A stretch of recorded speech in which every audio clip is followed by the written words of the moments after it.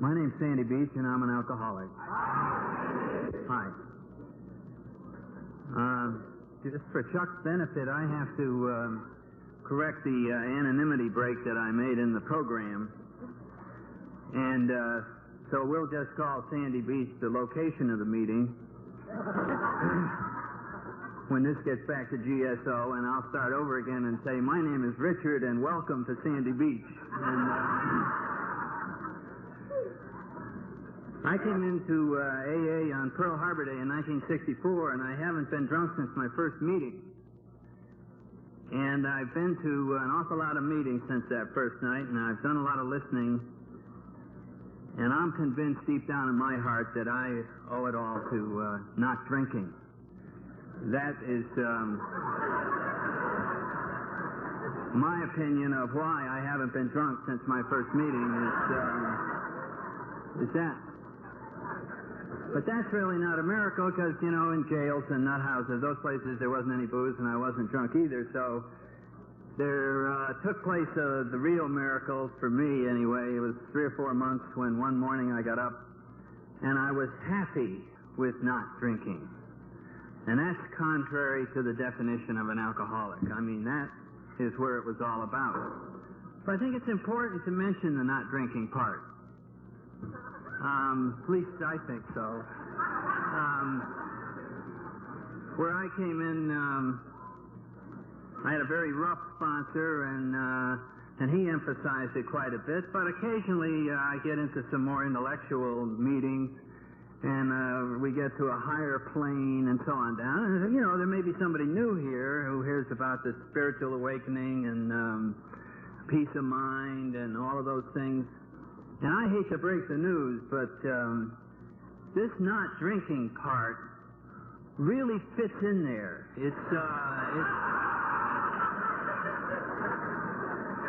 I thought maybe in the beginning you could work the steps and then you'd have a spiritual awakening and you wouldn't have a problem with drinking anymore. And it's very difficult to have a spiritual awakening when you're throwing up in the toilet. It's a problem. And so if you've been having trouble over the years, check your drinking.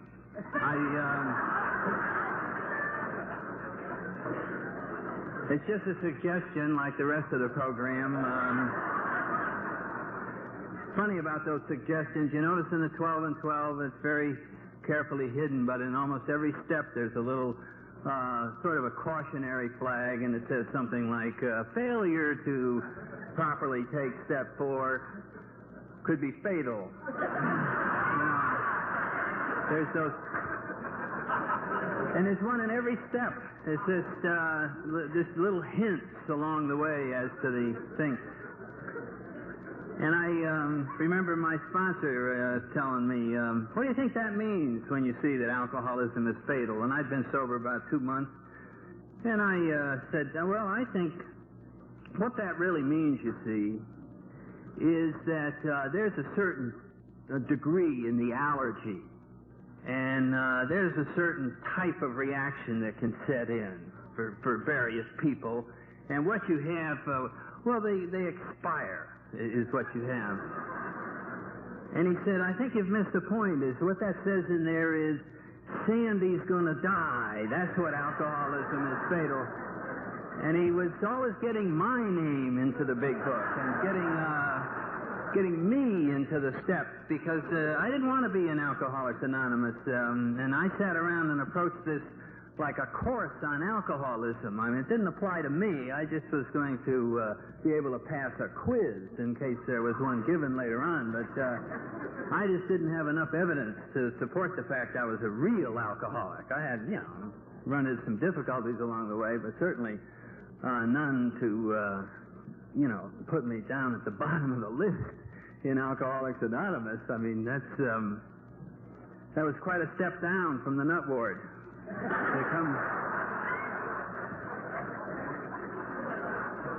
To come in here, but that's the way that it happens to some of us. Before I forget it, I know I have a couple of things that have happened to me out here.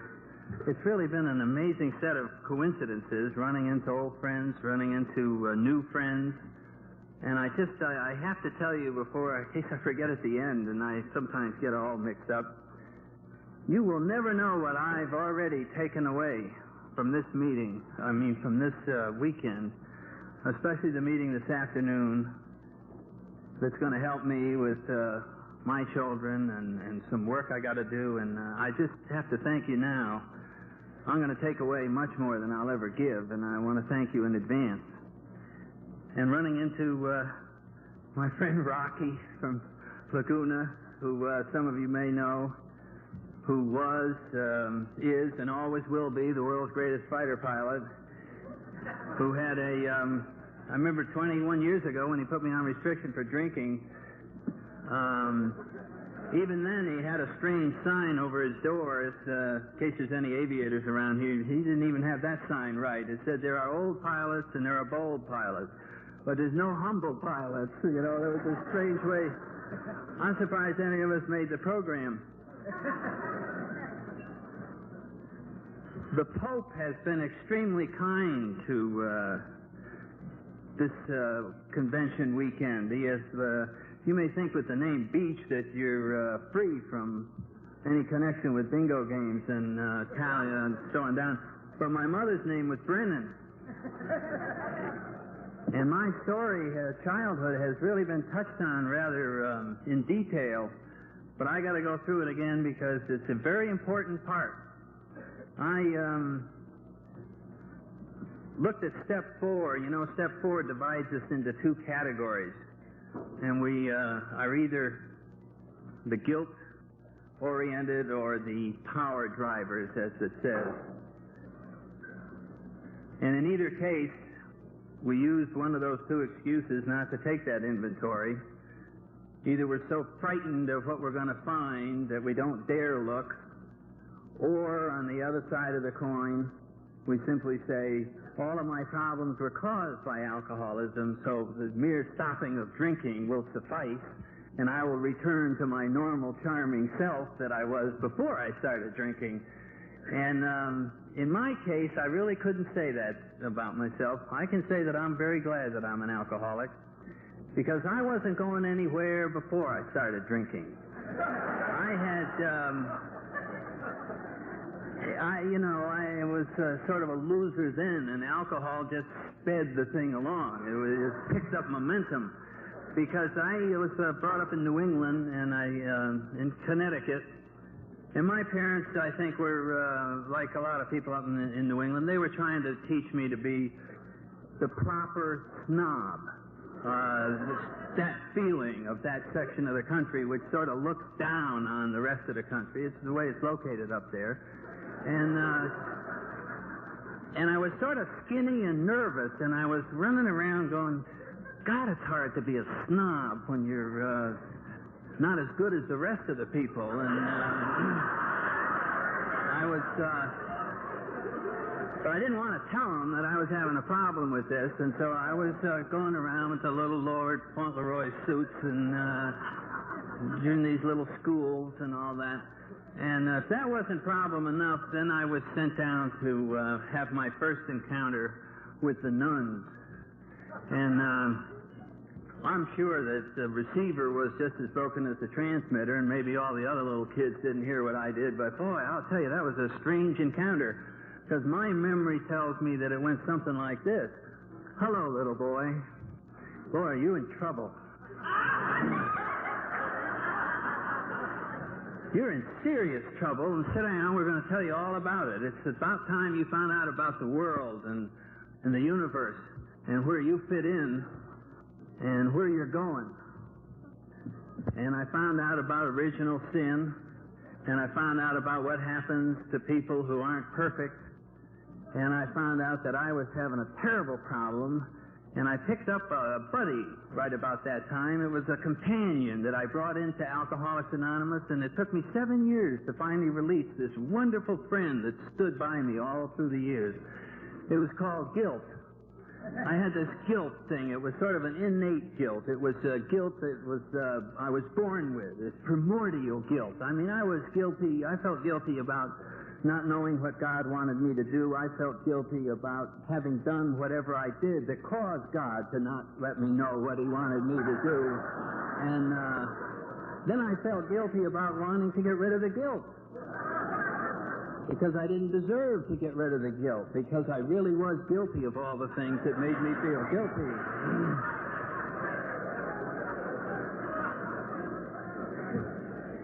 Other than that, things were going pretty good. There was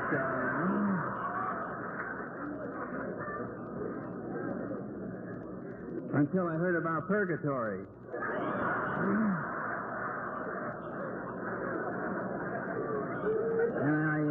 And I got a scorecard, and I got a pad and a pencil, and I started adding up. And by the time I was 12 years old, I had around 86,000 years to do in purgatory on just the things I had thought about doing. I hadn't even done them. And I kept telling my brain, you got to stop thinking that stuff. You've got to be good. And my brain said, the only way I do that is if you keep your eyes shut. And had the same problem around the pool today.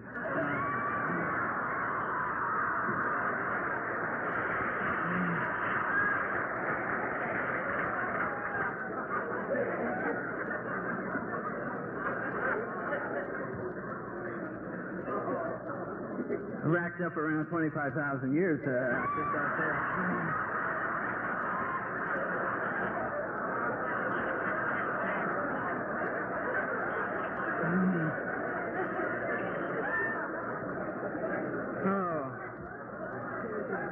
Anyway, what I had to do with all this was keep it a secret and never tell anybody and never share, because I really truly believed that nobody else had this problem. I really believed that all the other kids growing up and the other teenagers as I got a little older had life in their hands, and they were just living it. And if they ever found out what was really going on inside of me and what kind of a person I really was and what God thought about me and what was the real truth about me, it would be awful. And I had to be very careful to never share anything about myself with anybody. So I've always tried to be sort of the snob and off away from people, mostly because they frighten me. If I was in a strange city and standing on the sidewalk and somebody came up and said, "Pardon me, that's my spot," I wouldn't argue with them. I would say, "Fine, probably is his spot, you know, the way they do it in this city. What do I know?" I had to do better than anyone in order to feel equal. It was a strange set of things, and people frightened me. Mostly people frightened me. I was afraid to make eye contact with people. And, of course, when I got drinking, it became even worse. But I just had that problem that the secret, the truth, was going to come out. So I had a problem with the truth, had a problem with God, had a problem with people. But other than that, had a pretty happy childhood. I have to say that in case my mother's in the audience.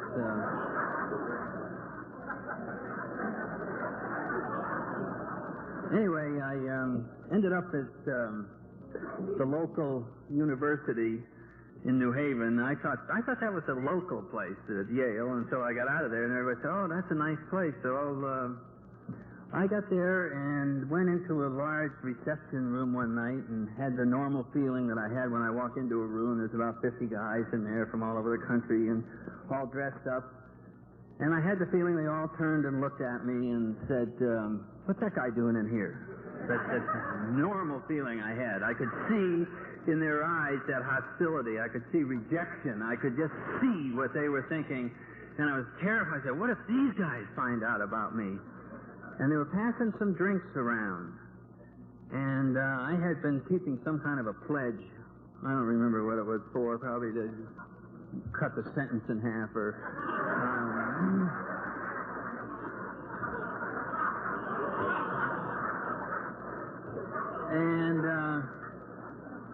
there was tremendous peer pressure to just conform. I decided that's my thing, conforming. I finally have accepted that as a way of life. And, I learned that in AA. That's how you succeed in AA. You conform. You can smell the original thinkers in Alcoholics Anonymous. You really can.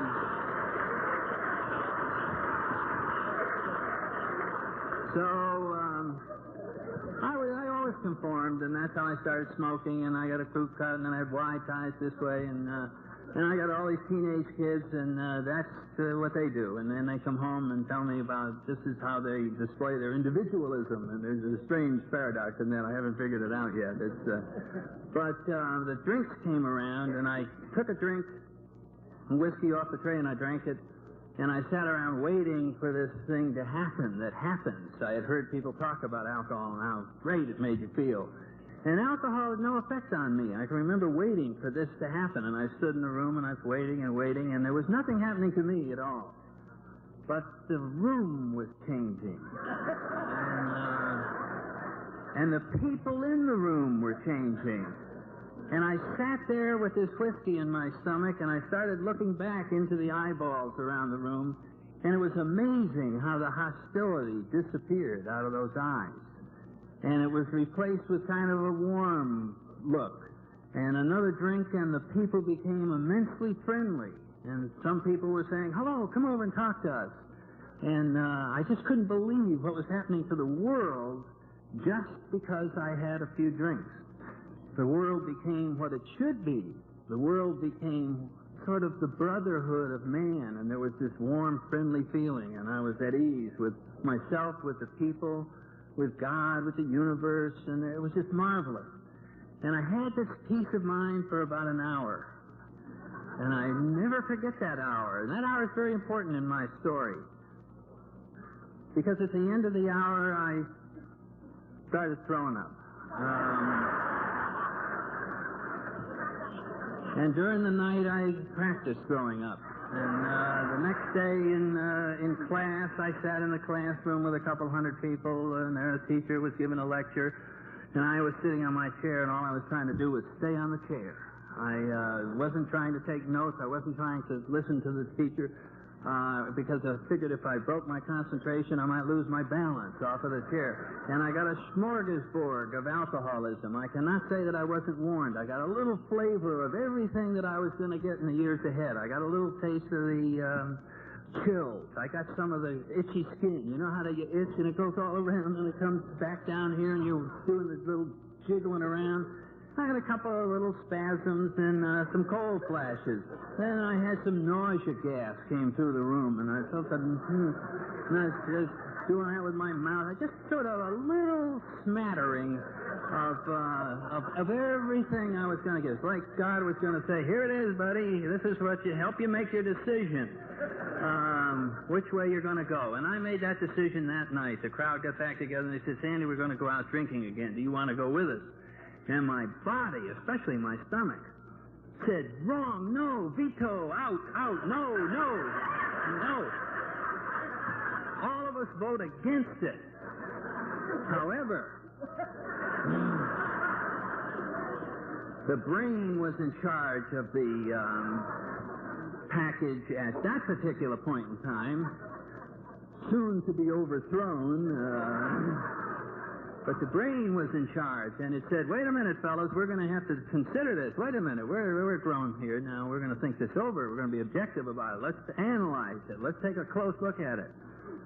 From where I stand, all this little being sick and a few of these minor things that have happened to you, when you really calculate it, it's a rather small price to pay for that hour that you had last night. And I thought about that, and I thought about that, and I said, "Boy, you're damn right." And I went back out and started drinking with the boys. And, that's the same story I told myself until I got into Alcoholics Anonymous. That's a small price to pay for all the fun that I'm having from drinking. And, of course, as the years went on, the hour got shorter, and the trouble got worse, and the equation still balanced. So the only thing that was improving was my ability to rationalize. That was getting better. That's the one thing that alcohol seems to sharpen up and hone and get down to perfection. So that it came to one time I got through down here in Nuevo Laredo. Oh boy, over the border, gone for 3 days and blackout, and woke up in jail down there and had to be back on a base. I don't remember the weekend, but my teeth had been knocked out again. I'm have an 0-10 fight record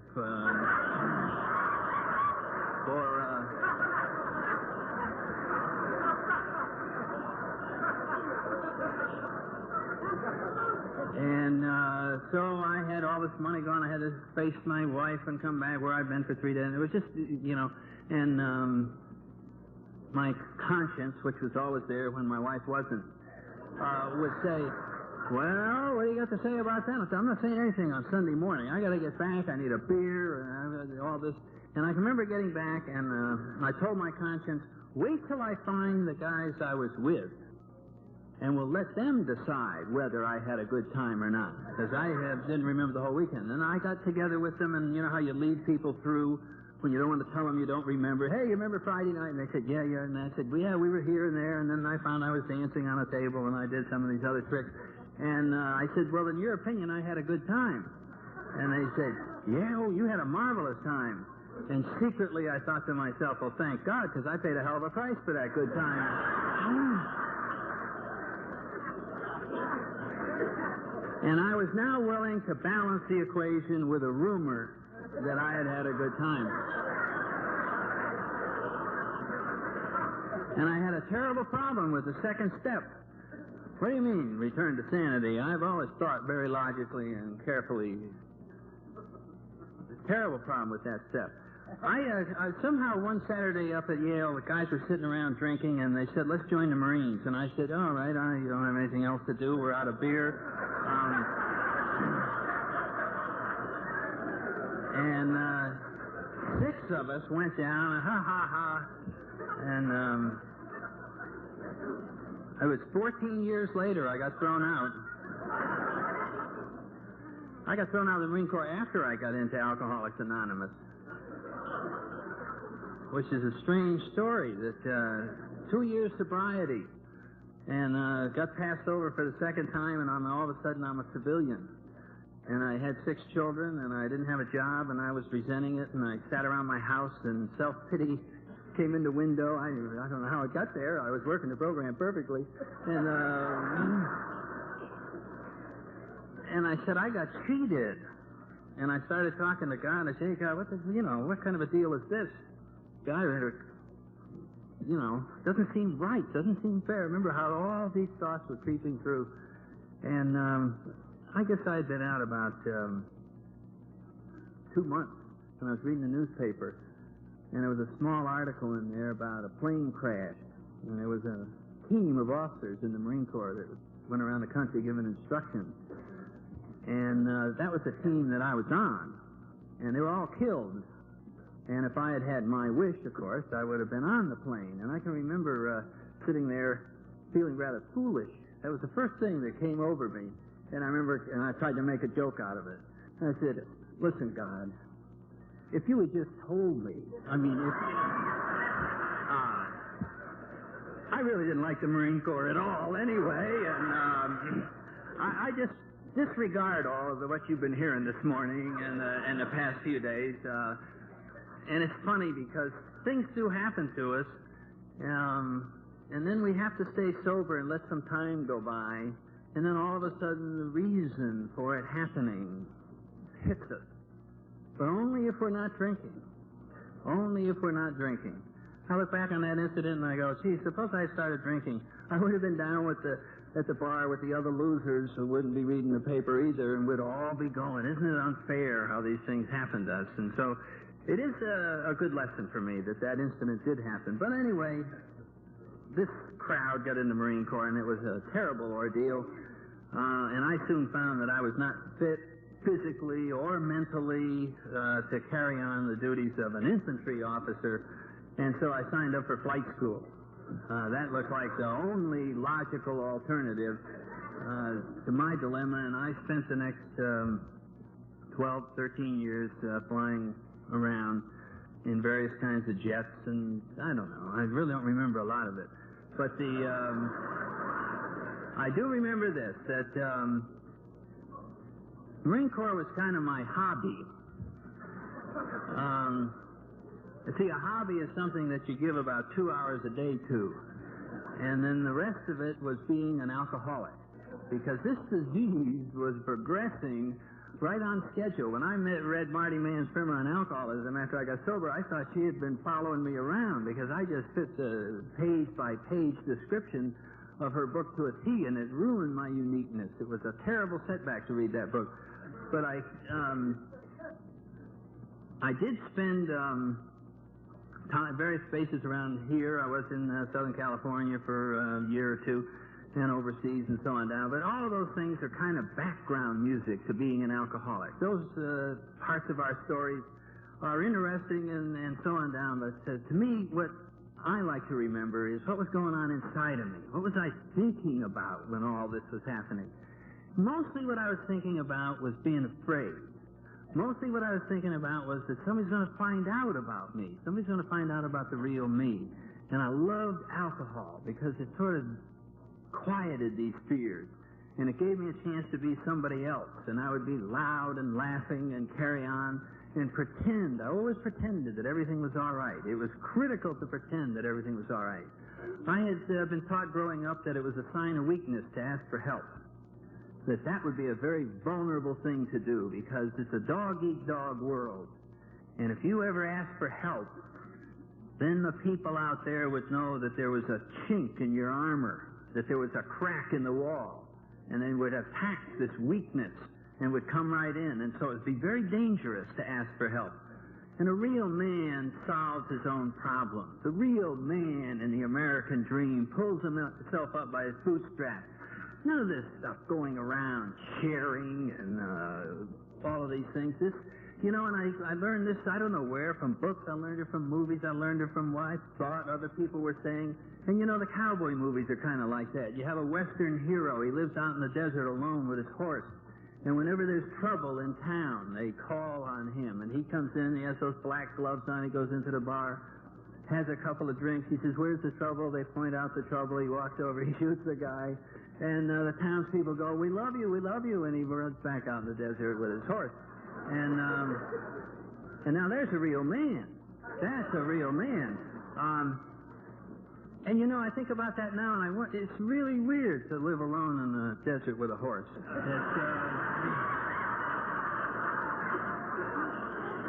The whole thing about that is, that was a strange thing to want to be, to be like that. And I never understood things. I would hear songs. There's a song out now that I think alcoholics could well use as a theme song. It's called "I Did It My Way." I got next under that when I was drinking, boy, I don't care what the rest of the world says, man, I did it my way. Well, I'm here in jail, but I got here on my own, and everything's all right, man, I did it my way, and then I would hear songs like, "People who need people are the luckiest people in the world." I remember the first time I heard that, I said, that must be for weird people. That's a strange thing to be popular. People who need people are lucky. People who need people are weak. It just didn't fit into my lifestyle, being a real man. Mostly I was afraid. That was what I remember about being an alcoholic, was being afraid. Terrified of the truth. Terrified of the very thing that could set me free from all these fears. But I didn't know that, so I just went along doing the best I could. I feel, I like the word victim for an alcoholic. I really do.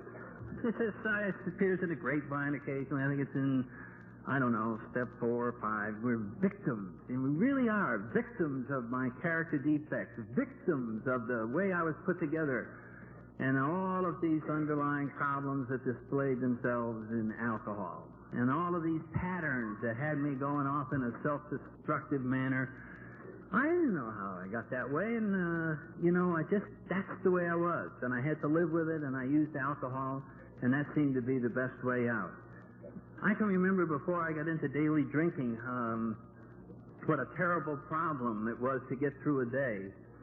and how I got into daily drinking. You know, we don't intellectualize, I don't think, the morning drink. I don't think we're reading the New York Times and we go, hey, look at there, everybody drinks in the morning. I think I'll get some vodka and join the high society. I don't think it happens that way. I think it happens maybe the way it happened to me, which was I was sitting around Squadron somewhere in the middle of the afternoon having my usual problem, which was time. The clock had stopped on the wall.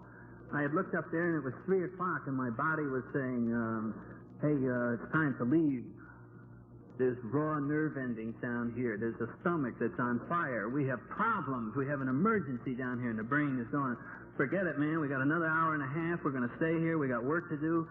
There's a colonel standing over there. You can't just get up and walk out, and then the body's going. You're going to have to reconsider. The body was sending things up. Finally, one day, the body and all of the nerve endings said, listen, we've taken a vote down here, and we vote that you leave now, right now, not 4:30, right now. And I'm going, can't do it, I'm sorry, I'd like to accommodate you guys, but we got to hang in here. And the body said, wrong, take a look at your right arm. And I remember looking out at my right arm, and a big spasm went like that. It was just boom. And there was a message, a message came up. It was like a warning, and it said, that's just a warning, you. Now get the hell out of here. We don't care if you have to lie. We don't care if you have to cheat. We don't care what you have to do, but you're in trouble if you don't get out of here. And so I... At this point, please stop your machine and turn your tape over for the rest of the... And the thing is shaking, and they go, man, I can hardly wait. He knows in just a second that everything's going to be all right. And that's what was going on inside of me. And here's this guy saying, oh, that's all right, wait on him. I'm not in a hurry. And I started to take a cigarette out, and I saw somebody looking at me, and I suddenly realized I couldn't light that cigarette. And then I said, well, I guess my friend was going to be a little late, so why don't you go ahead and give me a triple vodka martini on the rocks while I'm waiting for my friend. And then everything inside knew it wasn't going to be long now, and I got both hands on that thing and took 3 big swallows and put the glass back down and then stepped back from the bar and waited. And waited for that magic to happen, waited for my higher power to go around. And it always started in my legs, which had been so rubbery, and they worked out all night. I used to get up in the morning, it was like I'd been in a marathon. I don't know what my legs were doing. They just went muscle spasms tightening all night. And suddenly this alcohol vodka went down through those legs, and I was standing there just as solid. How that felt when it came up through there. Then it came into the stomach. And it was like a cold foam that puts out fires, and it just came racing through that stomach. And I just went, oh, God, that feels good. And then it was moving out towards those fingertips with the speed of light. It just went down and out, and all of a sudden I just felt, and I looked over, at the guy who had been looking at me when I was reaching for my cigarette. And I looked him back in the eye, and I took a cigarette out, and I said, he thinks I got a problem lighting this cigarette. Then I took a match and very slowly brought the match in, and I thought, hello there, and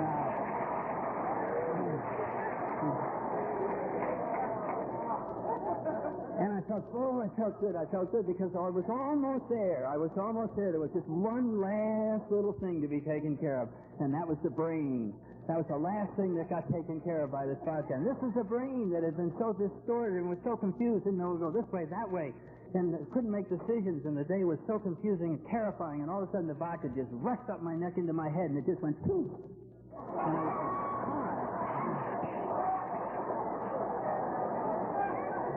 And I took another look in the mirror, and here was a guy standing there without a problem in the world, looking around. And I remember standing there, and I would say to myself, I wonder what had me so upset when I came in here. I must really have a high-pressure job. I must really be into, wow, isn't it lucky that I have alcohol? Isn't it lucky that I have this to help me through what I have to go through every day? Isn't that lucky? And little did I know who was what and what was who. I look now about alcohol. You know, alcohol is kind of like reverse insurance. If there's any insurance salesmen here, this is a new policy that we could create for alcoholics. Reverse insurance. This concept works like this. A guy works very hard for his money, and then he takes some of the money each day and he goes into a liquor store and he hands the money over to the guy in return for a guarantee that his tomorrow will stink. And that's the option that we purchase here. I was in there every day going, is this the right stuff? Oh yeah, you're going to be rotten tomorrow. This is it. I was like, good. And as long as I drank that, I would have to be back to buy another bottle. As long as I drank that, I had finally gotten to the point where the reason that I was drinking was because I'd been drinking. That was the reason that I was drinking. I needed the booze to calm down the thing. I needed a booze to settle down the nerves. I needed it, and there was no choice. And so I had to become a daily drinker. I did it kind of a strange way. I started having withdrawals in airplanes. I started flying around in jets out of Cherry Point. And I can remember several times getting in Crusaders, and I probably hadn't eaten in 3 or 4 days, and I would get in there, and I couldn't remember how to start it. I would just sit in there, and I said, you shouldn't fly. I mean, you know.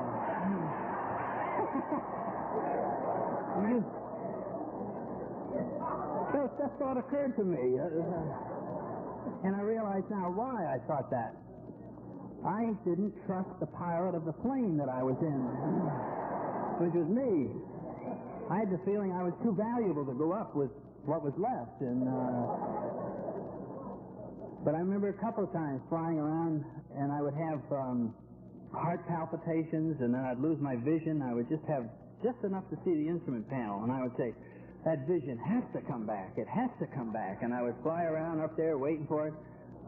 Flew around a couple of times with my hand on the ejection seat. And I said, by God, if I go out, pass out, I'm just going to pull this thing and fly out of it. And, you just can't keep that up very long. So I finally went to the doctors. And that I do only when I realize the morticianer is waiting out there. It's the only reason I would go to a doctor. That's the last place that I want to go, but I did. And to make a long story short, after 2 weeks in Pensacola, Florida, after I had gone through very extensive physicals, they left it up to the psychiatrist to decide what was wrong, because they couldn't find anything physically wrong. And of course I had lied and I had told a few stories. And the psychiatrist said, this man is suffering from a childhood fear of airplanes. And we recommend that he no longer fly. And I had my wings taken away, and boy, that was worth getting drunk over for years. I mean, it was a terrible experience to go through. And so the Marine Corps had to decide what to do with a guy in this shape. And I was amazed when I got a set of orders to go to the Federal Aviation Agency's school in Glencoe, Georgia, to become an air traffic controller. And now I was in charge of bringing planes in bad weather when they couldn't see the runways. And so that was I feel very grateful that nobody died and things like that. And I was into my last year drinking, and now I was drinking around the clock. I was overseas, and I was in charge of one of these units, so I passed on the real controlling to other people, and I just sat around and drank and didn't eat. And I lost about 35 pounds that year from malnutrition, and just sort of stayed in a Quonset hut and sat around and didn't really go out much and didn't talk to people. And life was a very terrifying year to just be alone. And I can remember one time I still had to rationalize, and I had passed out on a Saturday noon, and the package store closed around 3 o'clock for inventory. And I woke up, and it was about 4 minutes to 3, and I was out of booze, and I needed a drink desperately, and I had left a little message to myself, don't run out of booze. I remember seeing that little note. And I said, a lot of good that did. And my hands were shaking, and I went to put my shoes on, and I had taken them off with the knots still in them. And I had run through what you run through over in Japan. You're always stepping in those benjo ditches, and the knots had, the leather had shrunk when it dried. and I had a fork in my hand, and it was trembling. It was like an Alfred Hitchcock movie. I had 90 seconds to go, and I'm working with the fork in my... I thought I was going to have a heart attack on a Saturday afternoon in a little Quonset hut trying to get the shoelaces off of these things. And finally I got on my bicycle and rode over. The guy was just locking up, and I got a bottle of vodka and came back and poured it down, and it calmed down things a little bit, and I went, oh, boy, am I glad that problem's over. But my conscience had to talk to me, and my conscience said, wait a minute. If you're a grown man, you're 33 years old, captain of the Marine Corps, you got 6 kids, you're from New Haven, you're this wonderful guy and all that, and you're standing around a Saturday afternoon with a fork in your hand trying to undo knots, and your life is a mess, you got to do something about it. Remember, I couldn't get this out of my mind. I had to take action. I was being forced into action. So I sat down and I honestly tried to see my way out of that, and I think I did. I went over to PX and bought a pair of loafers.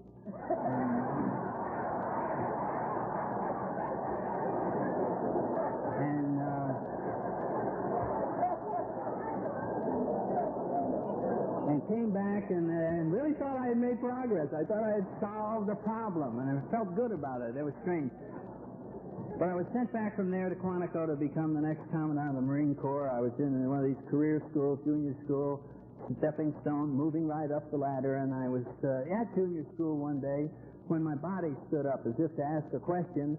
I had no intention of standing up that day, and I went into a grand mal seizure. And that caused a lot of consternation.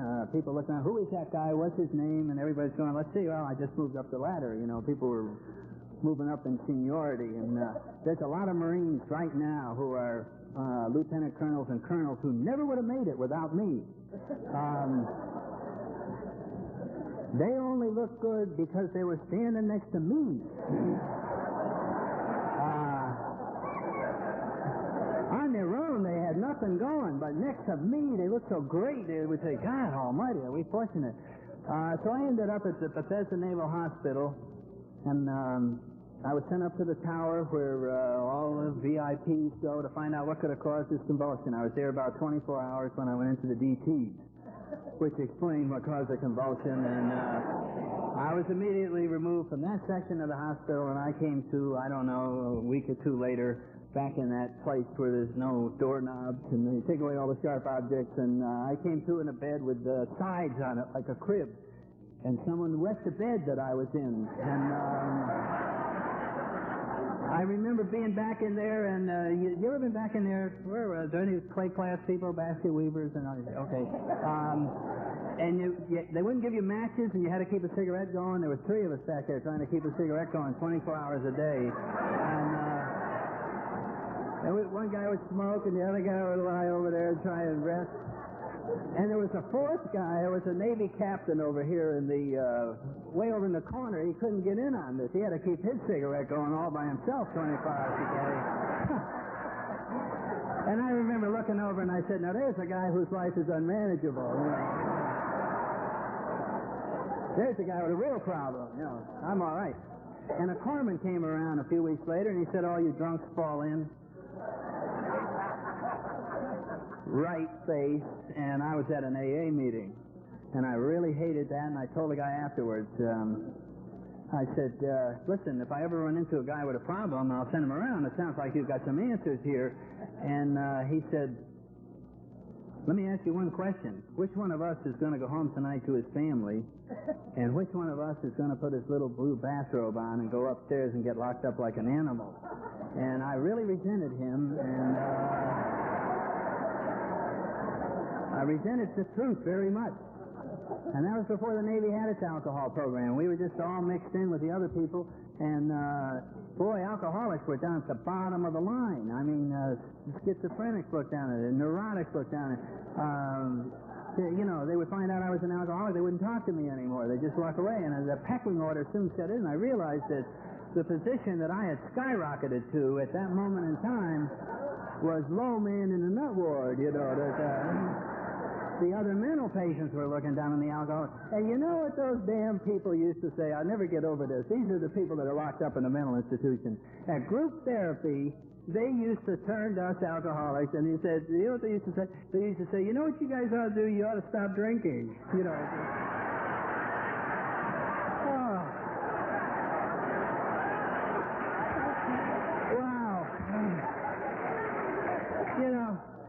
next time I heard that was in AA.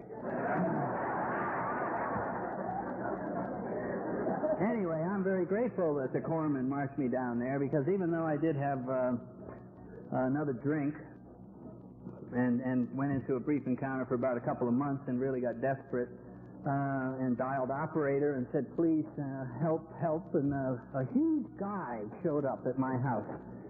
And he walked in and he said, hi, my name is Bill, and this is a 12-step call. I talk, you listen. It was sort of a strange relationship that got started right there. And it was my house, and he just sort of, and he just came in. And he said, okay, here's what we're going to do. You're the wife? All right, get over here. You sit down here. And, okay, now this guy's going to be busy for 6 weeks, and we'll be going to a meeting every night. Is there any booze in the house? Oh, there is. And I watched him. He poured it all out. And I'm going, sir, could I ask some questions?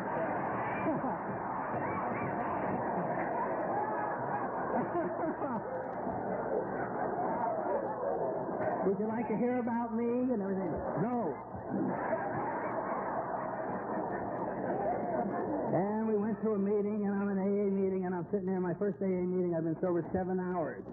Remember 7 hours? Sitting on the hands, and I'm going, I think maybe there's some booze in the middle. There has to be some booze somewhere. And I spent the whole night, couldn't find any. And he had told me when we got out of the car, okay, you don't drink, and I'll pick you up tomorrow night at 7:30. Goodbye. And he drove off. And now I had a problem. And he was so big and so mean-looking, I decided to postpone my drink until the next night until I got rid of him.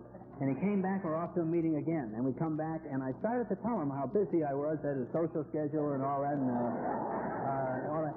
And he said, okay, don't drink, I'll pick you up tomorrow at the same time. And all of a sudden, time was going by, and lo and behold, I had been sober for 30 days.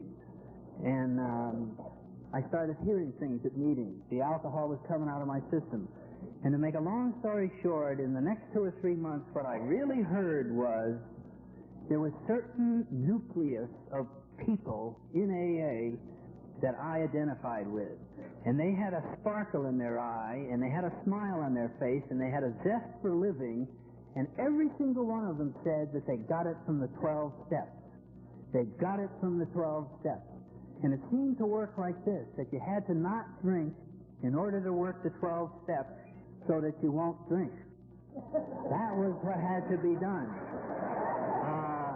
It wasn't just not drinking. We had to fix all the things that were wrong, or odds are I was back to drinking. And so I got a hold of the 12 steps and took them all around 45 minutes. So I was very fast, very fast. Went right through them and sat there waiting for the spiritual awakening. I wanted this feeling. They all talked about it, the peace of mind, that marvelous feeling that comes in. And it really didn't happen. But on the other hand, I was glad I read through that, folks. At least I had seen all the words in the 12 steps. And there came the time as I worked through the first and the second that I came to the one that gave me the most trouble, which was the third step. Because when I got to that step, I was suddenly confronted with God again. And I suddenly had a childhood fear explode inside of me. And I called my sponsor and I said, is this step referring to the God or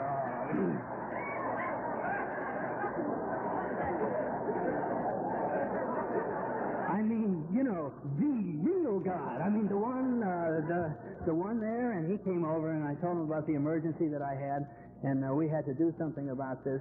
And he sat down and burst into hysterics, which he always does with my problems. I don't know what he does with his problems. My problems are always funny to him. He sat down and, oh, you got the God problem, huh? And I'm going, well, I got a God problem. You don't know the God. I got those 275,000 years minimum to doing purgatory. And you turn my life over to him. He's the one to get me for this. I was this big. I'm not turning my life over to him. We got a problem here. And he said, wait a minute. He says, you don't have to understand anything about God at all to turn your life over. He says, we're going to go, you're kind of a weird case. You have a lot of problems. We're going to have to do something a little bit different. So tell you what we'll do. Why don't we have you turn your life over to whatever will take it?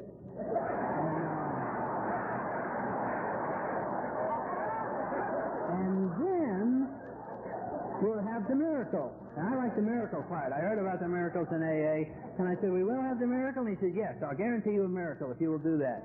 So I said, okay, I'm going to go along. What's the miracle? He said, the miracle is that the management of your life will no longer be in the hands of an idiot. That is the miracle.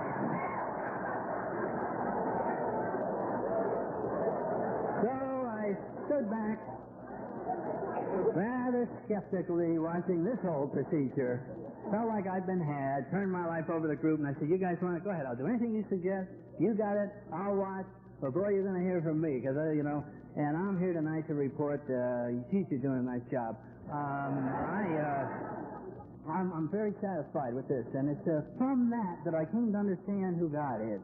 My own God, it came to me through the difference between turning my life over and not turning it over. God to me is the difference between living a life with and without God. I don't have to understand God. I just want a God who understands me. And that's what's happened. And I know that he understands me. He accepts me for all my faults and all the problems that I have. He says, you're all right. You're doing fine. Don't drink. Go to meetings. We're hanging there. Everything's all right. And I'm going, now I'm glad to hear that. I'm like a little boy. He wanders off in his, and all we want our mother to, we come running home and been scared by a dog. And my mother says, it's all right. That's what happens to me in AA. I run out there and I have a big problem. Like I'm running in. My spine says, it's all right. I go, are you sure? And he says, yeah, it's okay. Okay, that's good enough for me. If you say it's all right, it's all right. And all that's happening is that something's changing inside of me. And the second it changes, the world's all right. The world's all right.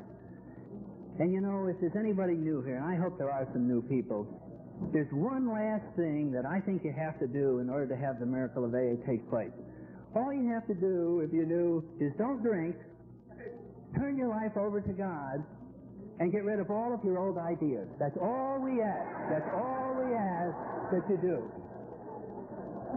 When I heard about turning over all my old ideas, I realize now that all of my old ideas was my whole game plan for living. My whole plan, everything, every conviction, every attitude, every prejudice, everything that I had about the world are my ideas, and it was like carrying around a 150-pound rock. But it was my rock. It was mine. I put this thing together. This was the real me, was this rock. And I came in here, and it was like I was in the ocean of alcoholism, and AA threw me a life preserver. And I'm hanging on to that rock. I'm not going to let that thing go. This is my rock. And they're yelling out there, drop the rock. No, man. Can't drop the rock. I'm hanging on to the life preserver, and the boat's going along, and I'm going under with the rock and hanging on. And I got the thing. And they're going, hey, drop the rock out there. It was down under and everybody's going, it's great up here. Come on up. I said, how do I get up there? They said, drop the rock. And I'm like, hey, I don't want to drop the rock. It's mine.